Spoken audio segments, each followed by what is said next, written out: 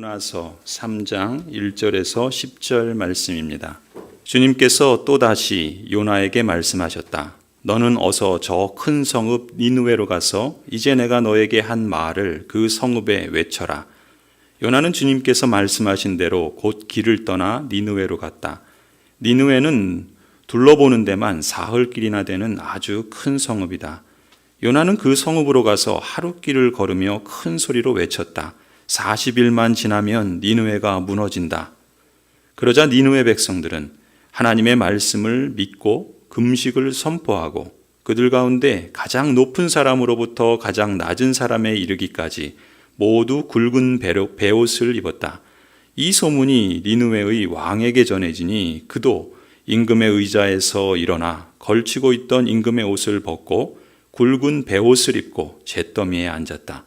왕은 니느웨 백성에게 다음과 같이 선포하여 알렸다. 왕이 대신들과 더불어 내린 칙명을 따라서 사람이든 짐승이든 소떼든 양떼든 입에 아무것도 대서는 안 된다. 무엇을 먹어도 안 되고 물을 마셔도 안 된다. 사람이든 짐승이든 모두 굵은 베옷만을 걸치고 하나님께 힘껏 부르짖어라. 저마다 자기가 가던 나쁜 길에서 돌이키고 힘이 있다고 휘두르던 폭력을 그쳐라. 하나님께서 마음을 돌리고 노여움을 푸실지 누가 아느냐. 그러면 우리가 멸망하지 않을 수도 있다. 하나님께서 그들이 뉘우치는 것, 곧 그들이 저마다 자기가 가던 나쁜 길에서 돌이키는 것을 보시고 뜻을 돌이켜 그들에게 내리시겠다고 말씀하신 재앙을 내리지 않으셨다. 아멘. 인생을 살다 보면 삶이 참 어렵다고 느껴질 때가 있습니다. 제가 캐나다에서 담임 목회를 할 때 이제 신학교에 들어간 젊은 남자 전도사님이 찬양 인도를 시작하는데 이렇게 시작하는 겁니다. 인생길이 참 힘드네요. 그러니까 그때 연세 드신 여러 성도들이 피식 웃으시는 거예요. 아니, 젊은 사람이 인생을 살면 얼마나 살았다고, 또 인생을 알면 얼마나 안다고 그러나 싶으셨던 거죠. 하지만 나이가 많건 적건 또 고난의 깊은 골짜기를 지나갈 때 사람은 누구나 삶이 어렵다는 것을 저절로 느끼는 것 같습니다. 사실 코로나19로 인해서 우리는 지난 2년이 넘는 긴 시간을 그렇게 힘들게 보냈습니다. 몸과 마음이 지쳤고 또 사회 경제적으로도 그랬고 또 영적으로도 참 힘든 시간이었습니다. 우리는 오랫동안 마음껏 예배를 드릴 수 없었습니다. 사회적 거리두기 또 자가격리라고 하는 낯선 단어들이 우리의 일상이 되었습니다.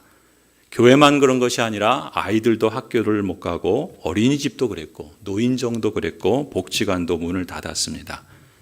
경제적인 위기도 만만치 않았죠. 일자리를 잃은 분들도 있고 소상공인의 시름은 점점 깊어져 갔고 물가는 오르고 수입은 줄어들었습니다.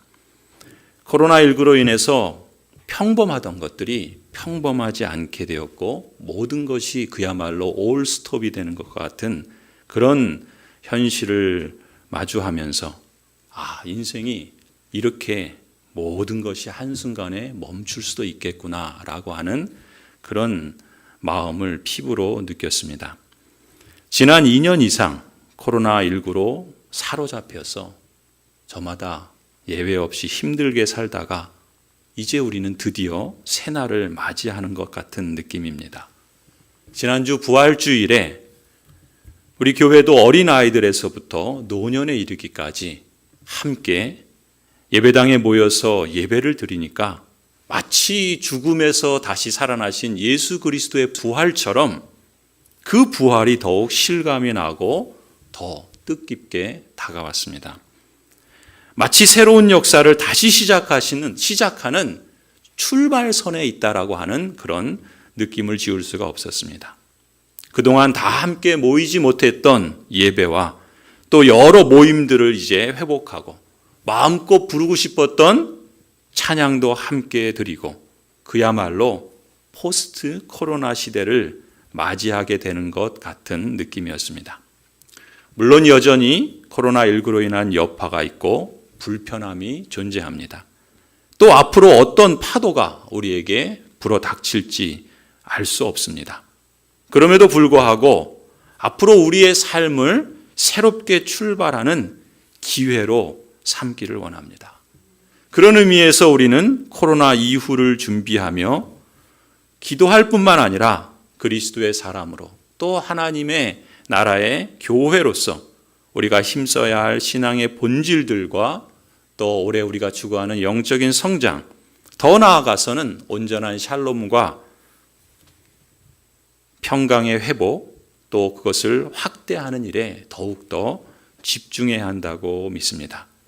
하나님의 사랑과 또 하나님의 은혜에 의지해서 평강과 샬롬의 복을 주시기를 소망하면서 이제 다시 우리의 길을 함께 걸어가기를 간절히 소원합니다. 오늘 우리가 읽은 요나서에서 우리는 사실 인생길이 참 힘든 고난의 깊은 골짜기를 지나가는 두 사람을 만납니다. 하나는 선지자 요나이고 다른 하나는 니느웨 사람들입니다.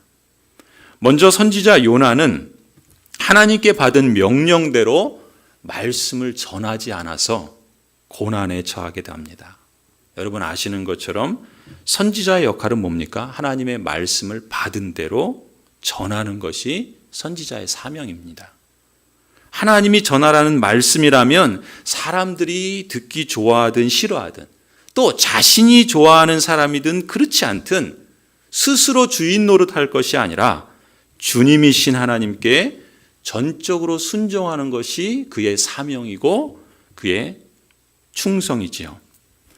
성경을 보면은 하나님께서 언약 백성인 유다 사람들이 듣기 싫어하는 경고의 말씀, 또 때로는 심판의 메시지일지라도 하나님께서는 그 친백성들을 구원하시고 살리시기 위해서 선지자들을 통해서 전하실 때가 있었습니다. 그뿐이 아니죠. 심지어 하나님께서는 하나님의 언약 백성이 아닌 이방인들에게도 죽기를 각오하고 구원과 심판의 복음을 전해야 할 때도 있었습니다. 말하자면 그 말씀의 호불호나 사람들이 받아들일지 아닐지 그 결과는 명령권자이자 주권자이신 하나님의 몫이지 선지자가 판단해서 결정할 일이 아니었던 것이죠. 다만 선지자는 하나님의 말씀이라면 받은 대로 전하는 것이 그의 사명이었습니다. 그런데 어느 날 하나님께서 선지자 요나에게 임하셔서 말씀하시는 겁니다. 요나서 1장 1절 2절을 보면은 하나님이 이렇게 말씀하세요. 너는 어서 저 큰 성읍 니느웨로 가서 그 성읍에 대고 외쳐라. 그들의 죄악이 내 앞에까지 이르렀다. 여러분 요나는 주전 8세기경에 북이스라엘에서 그 이스라엘이 남유다 북이스라엘로 분단되어 있을 때 북이스라엘에서 활동하던 선지자였습니다. 그리고 그 당시 니느웨는 이 당시 세계에서 볼 때 가장 큰 제국 가운데 하나가 바로 아시리아인데 이 아시리아 제국의 수도가 니느웨였습니다. 특히 북이스라엘은 이 아시리아 제국에게 말하자면 속국과 같아서 조공을 바치는 그런 형편이었습니다. 말하자면 이스라엘의 입장에서 아시리아는 왼수인 거죠. 주적이었던 겁니다. 그런 상황에서 선지자 요나는 니느웨 사람들에게 그 왼수들에게 그 주적들에게 심판의 메시지를 전하라는 하나님의 명령을 받은 거예요. 그런데 선지자 요나는 자기 나름대로 머리를 굴립니다. 어떻게 굴립니까? 나름대로 생각을 해서 하나님의 명령을 따라서 말씀을 전하기보다는 도망치기로 결심합니다. 그래서 어떻게 해요? 스페인의 다시스라는 곳으로 배를 타고 도망치죠. 흥미로운 사실은 뭡니까? 하나님이 전하라고 말씀하신 그 니느웨는 이스라엘 동쪽에 위치하고 있는데 이 요나가 도망치는 스페인은 이스라엘 서쪽에 저 끝에 있었던 거예요. 그러니까 하나님 말씀하신 방향과는 정반대의 방향으로 냅다 머리를 굴려서 도망쳤던 것입니다. 여러분, 선지자 요나가 왜 그러면 스페인으로 도망쳤을까요? 그걸 우리가 보기에 앞서 여러분, 결국 스페인으로 도망치다가 이 요나가 어떻게 되죠? 극심한 풍랑을 만나고 바다에 빠져 죽게 됩니다. 그래도 가까스로 하나님께서 긍휼을 베푸셔서 예비하신 큰 물고기가 요나를 집어 삼키죠. 그 바람에 요나는 비록 물고기 뱃속이었지만 3일 동안, 마치 예수님께서 무덤에 3일간 머무르신 것처럼 요나는 3일 만에 가까스로 살아나는 기적을 체험하게 됩니다.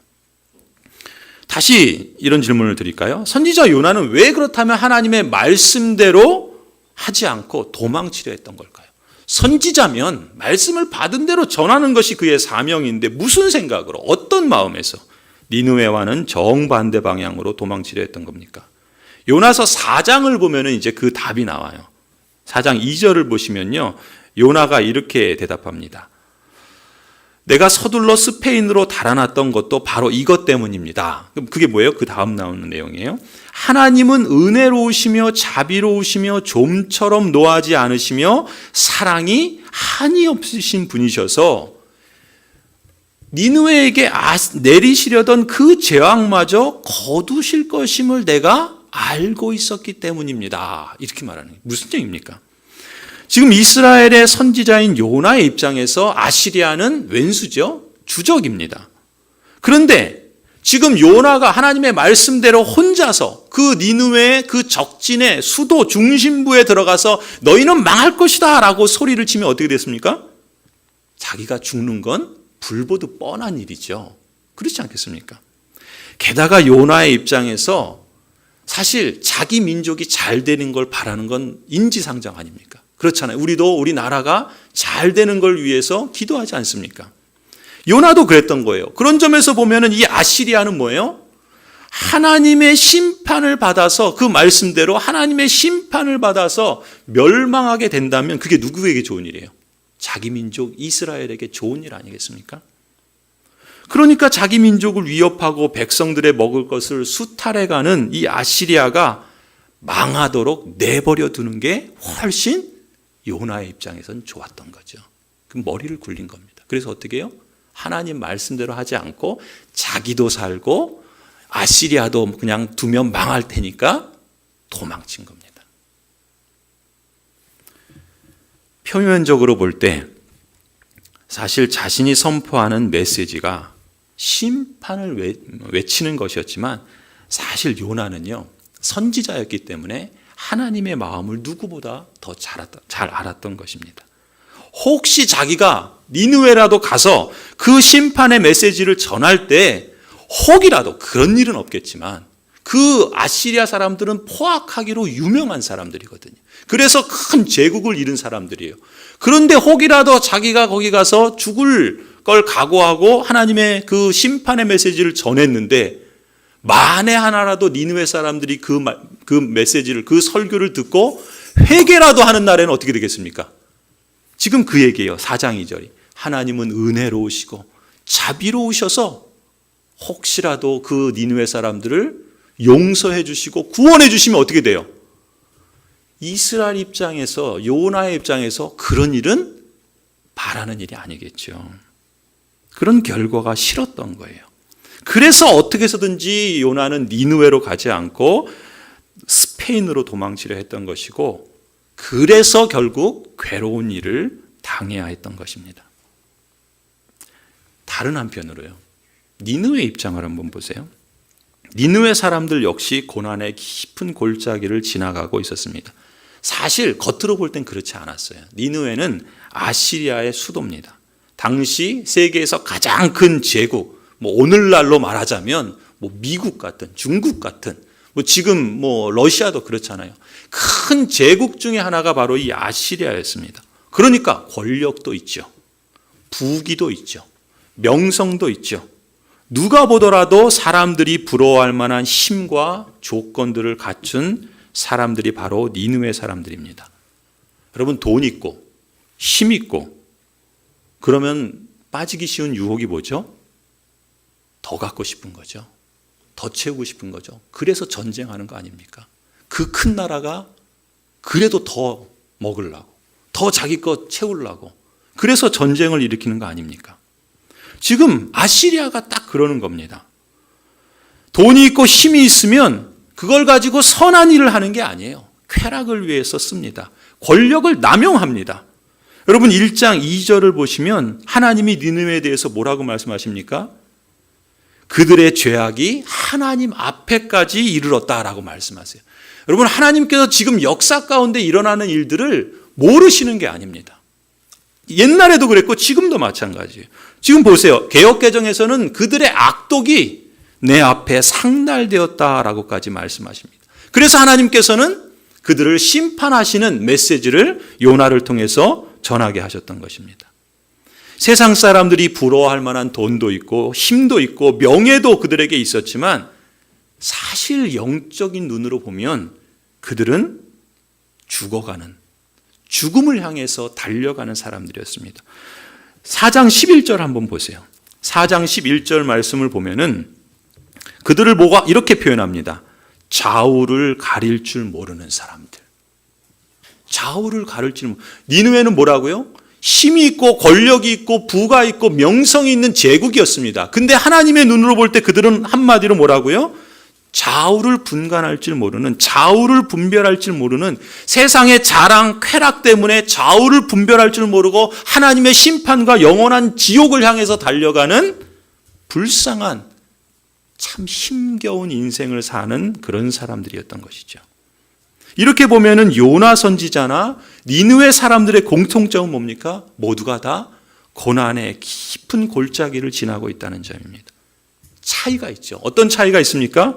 요나는 하나님의 말씀을 따르지 않아서 바닥으로 떨어지는 경우였고, 니느웨는 하나님의 말씀을 우습게 여겨서 바닥으로 떨어진 경우라고 볼 수 있습니다.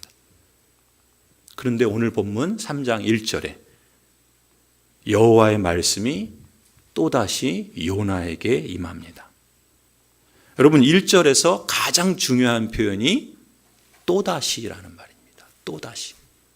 1장에서 하나님께서 요나에게 임하여서 말씀하셨는데 3장에서 또다시 하나님께서 요나에게 말씀하십니다. 무슨 의미일까요? 하나님께서 지금 이 3장 이전에 무슨 일이 있어요? 앞서 말씀드린 것처럼 요나가 하나님의 말씀을 들었는데 그 말씀 들은 대로 전하지 않고 자기 머리 굴려서 도망쳤다가 바다에 빠지고 큰 물고기 뱃속에 들어가고 거반 다 죽었다가 3일 만에 살아나는 기적을 하나님의 은혜로 체험하게 됩니다. 그때 이제 다시 하나님께서 요나에게 말씀하시는 거예요. 또다시. 이 또다시라는 말은 두 번째 기회를 주시는 거죠. 세컨 찬스를 주시는 겁니다. 두 번째 기회를 주시는 거예요. 여러분 요나에게 두 번째 기회를 주신다는 것은 다른 측면에서 보면은 니느웨에게도 하나님께서 또다시 기회를 더 주셨다고 볼 수 있지 않겠습니까? 요나는 앞서 말씀드린 것처럼 하나님의 말씀을 따르지 않아서 바닥에 떨어졌는데 니느웨는 하나님의 말씀을 우습게 여겨서 바닥으로 떨어졌다고 했지요. 그렇다면 하나님 편에서 본다면 요나나 니느웨나 모두 심판하셔도 누가 뭐라 할 수 없지 않겠습니까? 둘 다 자기 선택에 대한 책임을 질 수밖에 없지 심판하시는 하나님을 뭐라 탓할 수 없는 거지요. 그런데 긍휼이 풍성하신 하나님께서는 그들 모두를 심판하시거나 그들 모두를 내쳐버리시지 않으시고 모두에게 또다시 두 번째 기회 세컨 찬스를 주신다는 겁니다. 여러분 우리가 주목할 건요. 성경을 조금 아시는 분이라면 우리가 아는 성경의 영적 거장들은 사실 하나님이 주시는 세컨 찬스 덕에 빛을 발한 사람들이라고 말할 수 있습니다. 여러분 모세를 아시죠? 40년 이집트 왕궁에서 지내다가 이제 자기 힘으로 자기 백성 히브리인들을 구원해 보고자 나섰습니다. 그런데 제대로 시도도 못하고 살인자로 도망쳐서 40년을 광야에서 죽은 듯이 지냅니다. 그리고 80세에 하나님께서 세컨 찬스를 모세에게 주시죠. 여러분 엘리야 아시죠? 아합과 이세벨이라고 하는 북이스라엘의 왕과 왕비가 바알을 숭배하고 아세라를 숭배할 때 이 엘리야 선지자가 갈멜산에서 이 거짓 선지자들과 850명이나 되는 사람과 엘리야 선지자 혼자서 850대 1의 영적 전쟁을 합니다. 그때 하나님의 불이 그들에게 임하여서 하나님께서 멋진 승리를 엘리야에게 주시죠. 그런데 이 이세벨의 기세는 그것으로 꺾이지 않습니다. 오히려 이세벨이 더 기세등등해서 엘리야를 위협하죠. 그러자 엘리야는 의기소침하고 낙심해서 시내산으로 도망칩니다. 로뎀 나무 아래에서 하나님께 나를 죽여주십시오, 죽기를 간청합니다. 그때 하나님께서 엘리야에게 세컨 찬스를 주십니다. 여러분, 다윗을 아시죠? 다윗은 우리아의 아내 밧세바와 간음죄를 저지릅니다. 그걸 숨기기 위해서 밧세바의 남편을 교활한 방법으로 자기의 권력을 이용해서 죽이는 살인 교사를 자행합니다. 그래서 밧세바가 아기를 낳죠. 그 아기조차도 얼마 살지 못하고 죽게 됩니다. 그리고 다윗의 집안에는 그 다윗의 그런 죄악들이 끊임없이 이어집니다. 그런 다윗에게 하나님은 나단 선지자를 통해서 세컨 찬스를 주십니다. 다윗의 가문을 통해서 우리 주 예수 그리스도께서 나시지 않습니까? 여러분, 베드로를 아시죠? 우리가 마가복음에서 본 것처럼 예수님을 3번이나 부인하고 저주까지 합니다. 부활하신 주님께서 갈릴리 바닷가에서 다시 베드로를 만나시면서 너가 나를 사랑하느냐? 내 양을 먹이라. 예수님은 베드로에게도 세컨 찬스를 주십니다. 오늘 본문에서 요나의 경우도 마찬가지입니다. 하나님께서는 실패했던 요나를 버리지 않으시고 2번째 기회를 주시죠. 이방인이었던 니느웨 사람들도 심판하시지 않으시고 2번째 기회를 주십니다. 성도 여러분, 그 하나님이 우리의 하나님이신 줄 믿습니다. 동일하신 하나님이 여러분에게도 또다시 세컨 찬스를 주시는 줄 믿으시기 바랍니다. 저는 이 포스트 코로나 이후가, 이 코로나 이후의 시대를 이제 맞이하게 되는 것도 영적인 눈으로 보면은 하나님께서 우리에게 세컨 찬스를, 2번째 기회를 주시는 것이라 그렇게 믿습니다. 여러분, 그렇다면 하나님께서 그토록 하나님의 백성이든 아니면 그 좌우분간하지 못하는 이방인이든 포기하지 않고 2번째 기회를 주시는 이유는 무엇일까요? 아니, 2번만이 아니라 예수님 말씀하신 것처럼 70번씩 7번이라도 용서하시고 구원의 기회를 주시는 이유가 무엇이겠습니까? 하나님의 눈으로 볼 때 하나님은 저나 여러분의 가치를 지금의 내 모습, 지금의 우리가 아닌 예수 그리스도 안에서 장차 완성되었을 때의 장차 완성되었을 때의 우리를 내다보시면서 우리를 대우해 주는지도 모릅니다. 사실 엊그제 금요일에 전사님이 이 본문을 가지고 새벽 설교를 준비하면서 우리 교육자들이 대화를 나누다가 저도 이 본문을 보면서 불쑥 이게 아버지의 마음이라는 생각이 제 마음에 두드리는 겁니다. 그래서 원래 계획했던 마가복음 설교가 아니라 이 본문으로 바꾸게 되었습니다. 특히 포스트 코로나 시대를 맞이하면서 무엇보다 우리에게 새로운 기회를 주시는 하나님의 마음을 가슴 깊이 되새겨보자는 그런 뜻에서 말이죠. 성도 여러분, 그렇지 않습니까? 한번 넘어지고 실패했을 때의 모습으로 저나 여러분의 가치를 다 평가한다면 사실 누구라도 바닥에서 일어설 수 있겠습니까? 아무리 선지자라는 영광스러운 사명을 받은 사람이라도 요나처럼 하나님의 부르심이 싫다고 배신 때리고 정반대 방향으로 떠나버린 선지자라면 누가 그 사람이 전하는 말씀을 듣고 신뢰하겠습니까? 요나만 그런 게 아니죠. 사실 우리가 그렇지 않습니까? 하나님의 자녀요, 그리스도인이라고 하지만 하나님께서 맡기신 직분과 사명에는 아랑곳하지 않고 자기 기분에 따라서, 자기 상황에 따라서 쉽게 배신 때리고 도망치는 게 제 자신 아닙니까? 하나님의 사명보다, 하나님의 뜻보다 내 마음대로 사는 바로 그 순간으로 나의 가치를 하나님께서 평가하신다면 과연 우리 중에 누가 살아남을 수 있겠습니까? 요나처럼 풍랑 만나고 바다에 빠져 죽어도 수도 없이 죽어야 그럴 존재 아니겠습니까? 변명의 여지가 없지 않습니까? 또 니느웨 아시리아 제국처럼 힘이 있다고 다른 사람들 공격해서 자기의 권력을 이용해서 조정하고 온갖 술수와 악을 뻔뻔하게 행하며 돈 좀 있다고 그렇지 못한 사람 깔보고 무시하고 온갖 술과 쾌락을 일삼으면서 온갖 타락을 범하는 사람들에게 무슨 선한 것이 있다고, 무슨 구원받을 만한 것이 있다고, 어찌 하나님께서는 정하신 뜻을 따라서 그들을 심판하시지 않으시고 그 뜻을 거두십니까? 왜 그들의 회개를 받아주시고 재앙에서 구원해 주신다는 말입니까? 하나님은 니느웨의 가치를 실패하고 타락한 바로 그 순간이 아니라 지금은 좌우 분별하지 못하고 자기가 다 옳은 줄 알고 기고만장해서 교만을 떨고 살지만 장차 하나님의 말씀을 마음에 받아들이고 전심으로 회개하며 더 온전한 삶을 추구하고 이방인이라도 예수 그리스도를 통해서 하나님의 나라에 들어가는 때에 니느웨를 내다보시기 때문 아닐까요? 그렇습니다. 하나님께서는 우리 인간의 눈으로 볼 수 없는 미래를 보시는 능력이 있죠. 그리고 그 미래에 대한 하나님의 생각은 뭡니까? 심판이 아니라, 재앙이 아니라 회복이고 새로운 생명의 재건인 줄 믿습니다. 예레미야 29장 11절을 한번 보실까요? 우리 세번역에 이 말씀을 같이 한번 읽어보십시다. 세번역 29장 11절입니다. 시작. 너희를 두고 계획하고 있는 일들은 오직 나만이 알고 있다. 내가 너희를 두고 계획하고 있는 일들은 재앙이 아니라 번영이다. 너희에게 미래에 대한 희망을 주려는 것이다. 나 주의 말이다. 하나님 뭐라 그러세요? 개역개정을 보세요. 너희를 향한 나의 생각은 이것이다. 그것은 재앙이 아니라 너희에게 미래와 희망을 주는 것이라.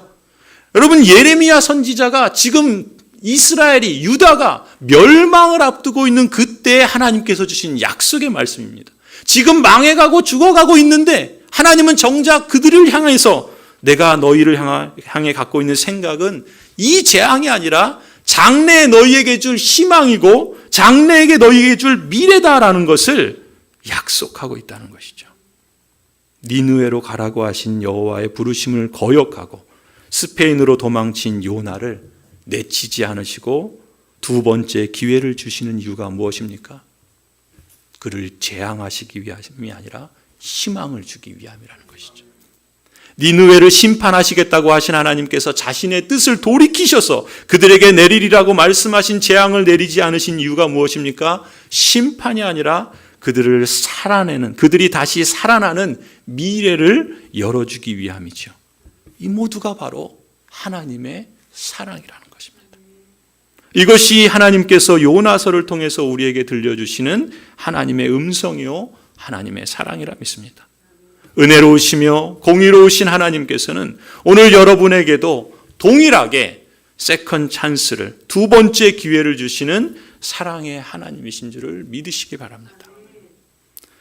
지난 세월 동안 혹 저나 여러분이 죄에 맞서지 못하고 깨지고 무너진 그런 순간을 나의 가치로 평가하지 않으시고 예수 그리스도를 통해서, 예수 그리스도 안에서 무너지고 깨진 그 순간에도 여전히 저나 여러분을 예수님이 피로 값주고 사신 예수님 자리임을 보시고 여러분의 가치를 평가해 주신다 믿습니다. 이처럼 우리에게 두 번째 기회를 주시는 하나님의 사랑을 깊이 되새길 수 있기를 바랍니다. 특히 이번 사순절 여러 성도들이 말씀 읽기로 또 릴레이 기도로 어쩌면 우리가 다 기대하고 예상하지는 못했지만 어쩌면 지금 이 포스트 코로나 시대를 맞이하는 준비가 된 것이 아닌가. 하나님께서 우리의 기도를 응답하시는 증거요. 또 앞으로도 코로나 이후에 우리의 길을 인도해 주시리라는 약속의 징표가 바로 그러한 믿음의 도전들이 아니었는가. 저는 그렇게 생각하고 또 그렇게 해석하고 싶습니다. 성도 여러분, 하나님의 사랑에서 비롯된 그 증거와 증표를 갖고 이제 우리가 맞이하는 포스트 코로나 시대를 새롭게 열어갈 수 있기를 바랍니다. 끝으로 그렇다면요, 하나님께서 이토록 우리에게 세컨 찬스를 주시고 지금의 나가 아닌 장래의 온전한 모습에 도달하도록 열심과 사랑으로 일하신다는 사실을 받아들이는 그리스도인으로서, 또 그리스도의 몸의 교회로서 우리는 이렇게 허락하신 세컨 찬스를 어떻게 반응하며 가야 하겠습니까?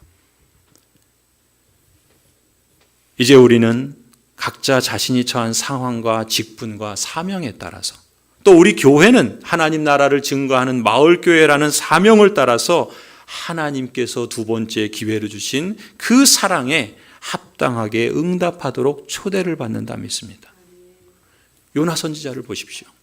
요나 선지자가 첫 번째 부르심에는 스페인으로 도망쳤지만 3장의 두 번째 부르심에는 3절 말씀을 보시면요, 여호와의 말씀하신 대로 니느웨로 갑니다.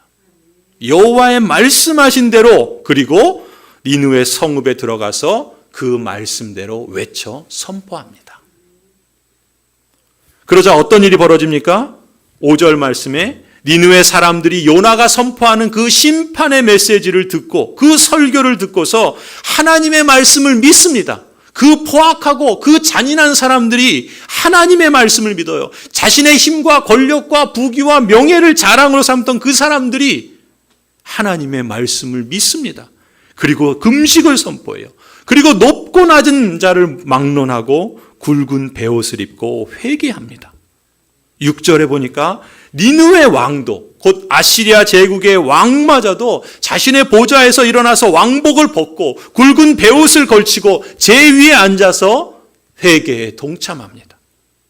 그뿐 아니죠. 8절에 보면은 이 아시리아의 왕과 지도자들인 그 신하들이 모여서 온 나라가 이제까지 행하던 그 악행들, 그 권력과 그 힘으로 약자들을 짓밟고 자신들의 배를 불리기 위해서 거짓을 숨어서 행하며 그릇 행하던 그 모든 것들에 대해서 회개하고 온전히 바로잡기 위한 긴급 조치를 내립니다.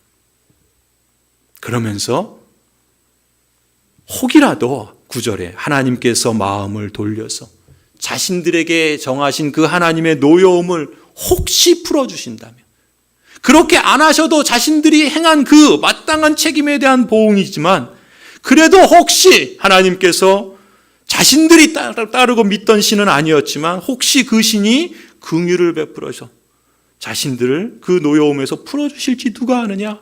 그러면 우리가 멸망하지 않을 수도 있지 않겠느냐? 여러분, 요나도 하나님의 말씀대로 설교하고 니느웨 사람들도 하나님의 말씀대로 회개로 응답합니다. 그래서 10절을 보면 그 결과를 이렇게 기록하죠. 우리 같이 한번 읽을까요? 10절 읽습니다. 시작. 하나님께서 그들이 뉘우치는 것, 곧 그들이 저마다 자기가 가던 나쁜 길에서 돌이키는 것을 보시고 뜻을 돌이켜 그들에게 내리시겠다고 말씀하신 재앙을 내리지 않으셨다. 할렐루야. 하나님께서 뜻을 돌이켜서 그들에게 내리겠다고 하신 그 재앙조차 내리지 않으십니다. 성도 여러분, 변화의 역사는요, 말씀대로 전하고 말씀대로 응답할 때 일어납니다. 저와 여러분에게 이 역사가 일어나기를 소원합니다. 성도 여러분, 포스트 코로나 시대를 새롭게 출발하며 오늘 말씀을 기억하십시다.